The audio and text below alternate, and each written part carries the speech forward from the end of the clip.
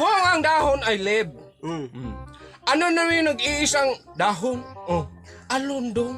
Yung alundong, nag-iisa yan, kaya leave me alone.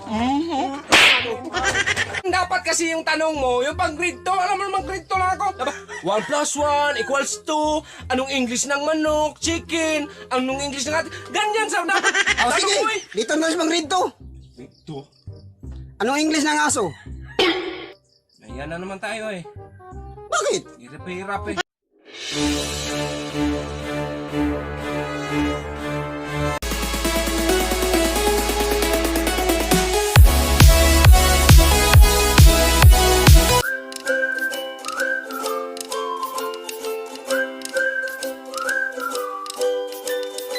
Science tayo ha?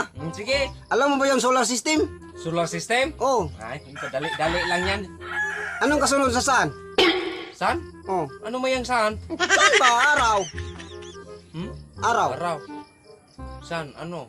Sunod ng saan? Jupiter. Layo mo eh. Ano man yung kasunod ng saan? Ano? Jupiter man yan. Mercury. Mercury. Mercury, sunod sa saan? Oh, anong kasunod sa Mercury? Los Palmase. Los Generic. Binleben. Bago Palawan. Hindi, ginawa mo lingki yan eh. Sabi mo, Mercury. O ang kasunod ng Mercury. Los Palmase man. Hindi talaga. Science tayo eh. Science nga. Sabi mo science nga. Sabi mo, Mercury. Yung Los Palmase man yung kasunod yan. Yung si Binleben. Ay nako, dito lang tayo sa English. Sige, English. Kung ang dahon ay leaves, ano naman yung nag-iisang dahon? Nag-iisang dahon. Oh, Dahon ay leaves. oh, Ano naman yung nag-iisang dahon? oh. Leave. Leave me alone. Hindi, Hindi na naman. hindi talaga. Leave. Sabi mo dahon, leave. Oh. Kung ang dahon ay leave, Mm. ano naman yung nag-iisang dahon? Oh, alundong. Yung alundong, nag-iisa yan, kaya leave me alone. Animal, wala ka na mga ibang nalaman. Hindi talaga eh. Hindi talaga eh.